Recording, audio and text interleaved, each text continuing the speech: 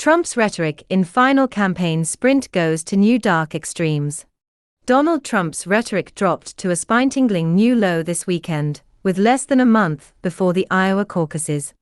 The GOP primary frontrunner said migrants are poisoning the blood of the U.S. and quoted Russian President Vladimir Putin about the rottenness of American democracy. Whipping up thousands of supporters at a New Hampshire hockey rink on Saturday, the former president again drew comparisons to the language of Nazi Germany with the comments about migrants from mostly Africa, Asia and South America, poisoning the blood of our country.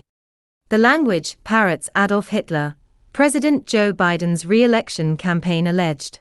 Experts pointed to passages in Hitler's manifesto, Mein Kampf, in which the future dictator called for racial purity and said German blood was being poisoned by Jews.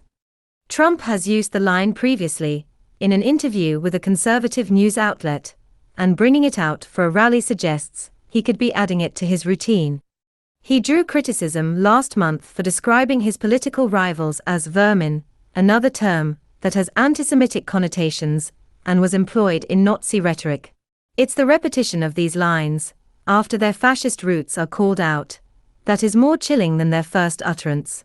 The former president, who leads Biden in some swing state polling of a hypothetical rematch, has a long history with language that plays on racial prejudice and excites the right wing. His recently repeated claim that he wants to beat dictator for one day to build his border wall and stop immigration could be laughed off as a joke if he didn't keep saying it.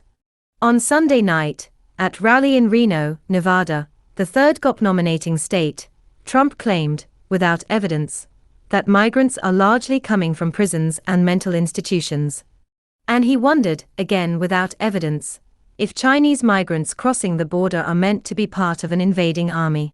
Trump promised to reorient the U.S. government to purge migrants. Claiming the U.S. is now a haven for bloodthirsty criminals, he said he would invoke the Alien Enemies Act, a 1798 law, to remove migrants from the country.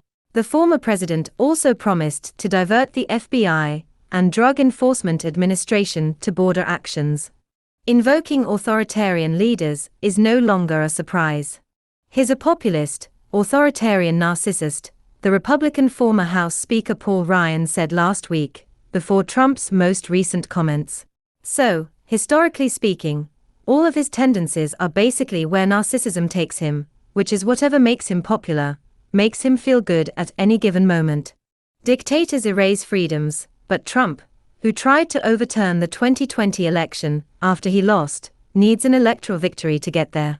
On Saturday, he called his campaign a righteous campaign to liberate this nation and said, "To cheers, we are not a free nation." It is no longer even jarring when Trump speaks highly of authoritarian leaders, such as North Korea's Kim Jong-un or Hungary's Viktor Orban, as he did again Saturday, in New Hampshire. But Trump went a step further, twisting around the idea put forward by his rivals, including Biden and former Representative Liz Cheney, that he is a threat to democracy for trying to overturn the last election. Instead, Trump now argues, it is Biden who is a threat to democracy. As a way of proving the claim, Trump cited Putin, who said in September that Trump's legal problems are politically motivated persecution that is good for Russia. It shows the rottenness of the American political system, which cannot pretend to teach others about democracy, Trump went on, quoting the Russian president. The truth is that Putin knows about rotten systems and putting political enemies in jail. Supporters of Putin's chief rival, Alexei Navalny, can't locate the dissident leader, who is serving a 19-year prison sentence. Trump is facing multiple criminal trials. But he will have to be convicted by unanimous juries, assuming he is tried at all. The U.S. Supreme Court, on which 3 of his appointees sit, has been asked by prosecutors to weigh in on whether Trump, as a former president, is immune from prosecution. One of Trump's rivals for the Republican presidential nomination, former New Jersey Governor Chris Christie, said the pending trials are contributing to Trump's increasingly intense rhetoric. Donald Trump realizes the walls are closing in, Christie told CNN's Jake Tapper on State of the Union on Sunday. He's becoming crazier. And now he's citing Vladimir Putin as a character witness, a guy who is a murderous thug all around the world. Trump-supporting Republicans, like Senator Lindsey Graham of South Carolina, don't seem to care much what the former president says. "We're talking about language.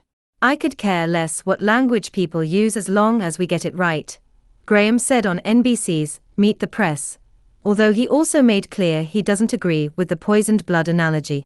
"I believe in legal immigration. I have no animosity toward people trying to come to our country. I have animosity against terrorists and against drug dealers." Trump uses warnings about him to attack opponents. Twisting a warning about him and turning it into a rallying cry for his supporters is a classic Trump tactic. He didn't use the term fake news to describe the mainstream media until after Hillary Clinton warned about an epidemic of misinformation, which she called fake news. Trump first used the term in a tweet the next day, on December 10, 2016, according to the Washington Post. He's repeated it so often, including at the New Hampshire event, that now he claims to have invented it.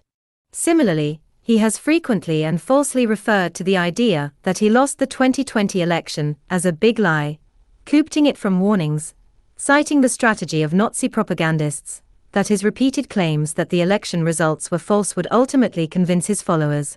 The term big lie also appears in Mein Kampf. Most Republicans and Goplinus, nearly 70% in a CNN poll in August, don't think Biden's win was legitimate. Tapper also played for Christie video of Trump's comments about migrants poisoning the blood of the country. "He's disgusting," Christie said. "And what he's doing is dog whistling to Americans, who feel absolutely under stress and strain from the economy and from the conflicts around the world, and his dog whistling to blame it on people from areas that don't look like us." Christie, however, argued Republicans might still vote for Trump despite the comments and not because of it. Trump leads the Republican primary field in both New Hampshire and Iowa, according to two CBS News YouGov polls of the race released Sunday. In New Hampshire, Trump takes 44% support among likely GOP primary voters, with former South Carolina Governor Nikki Haley moving into second place at 29%, followed by Florida Governor Ron DeSantis, 11%, Christie, 10%, entrepreneur Vivek Ramaswamy of 5%, and former Arkansas Governor Asa Hutchinson, 1%. In Iowa, Trump has majority 58% support among likely Republican caucus-goers, followed by DeSantis, 22%, Haley 13%, Ramaswamy 4%, Christie 3%, and Hutchinson less than 1%. As CBS notes, there are some major differences between the potential electorates in each state. In New Hampshire, 57% of likely GOP primary voters say abortion should generally be legal in their state, a view shared by just 26% of likely GOP caucusgoers in Iowa. Nearly half of likely GOP caucusgoers in Iowa, 48%, say they consider themselves part of the MAGA movement, compared with 33% of likely New Hampshire primary voters. Trump's power in the party means that, unlike Christie, most Republican candidates are not calling him out. In an interview with ABC News to publicize her endorsement by the anti-Trump Republican governor of New Hampshire, Haley said Trump was the right president at the right time, but he will have to answer in court for his actions on January 6, 2021. She said the country needs to move beyond that kind of chaos. "My approach is different," said Haley, who served as ambassador to the United Nations under Trump. "No drama, no vendettas, no whining."